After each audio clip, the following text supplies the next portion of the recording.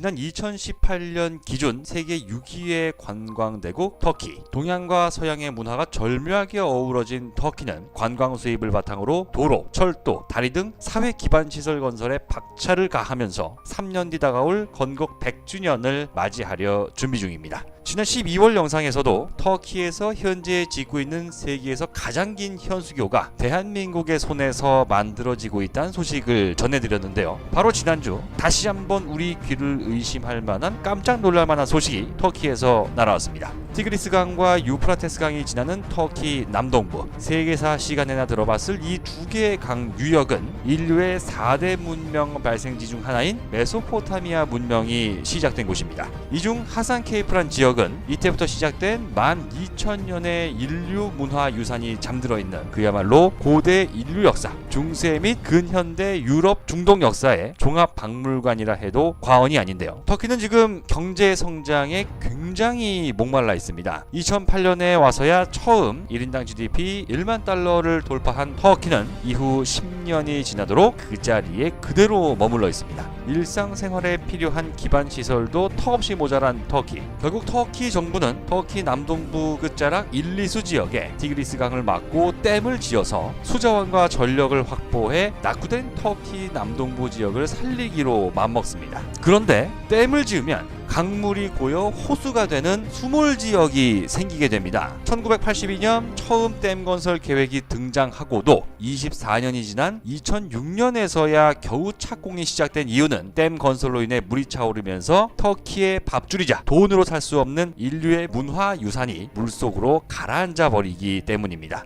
하지만 이러지도 저러지도 못했던 터키 정부의 고민을 한 방에 해결해준 나라, 바로 형제의 나라 대한민국이었습니다. 국내 한 물류회사가 물에 잠기는 하산 케이프 지역에 있는 유적지를 통째로 뽑아서 옮겨주게 된 건데요. 최소 수백 년 된 건물을 해체해서 옮겼다가는 다시는 복구가 안 될 수 있는 고대 유적. 그래서 터키 정부는 이 유적들을 그대로 들어올려서 물이 차올라도 잠기지 않는 지역으로 옮겨놓기로 맘먹은 겁니다. 옮겨진 유적들의 전체 무게는 12,063톤. 옮긴 거리는 4.7km인데 성인 남성이 딱 1시간 걸어가면 닿는 짧은 길이지만 23개 유적을 모두 옮기는데 3년이 걸렸다는 걸 생각하면 얼마나 숨막히고 중요한 작업이었는지 깨닫게 됩니다. 계산해보니 1시간에 약 4m씩 옮긴 셈이네요. 덕분에 터키는 40년 수건 사업인 일리수 댐 건설을 성공적으로 추진하면서 유적지가 물에 잠긴다는 이유로 댐 건설을 반대했던 유네스코 등 국제 여론의 시선을 어느 정도 피할 수 있게 됐습니다. 앞서 얘기가 나온 한국의 물류기업 CJ 대한통운은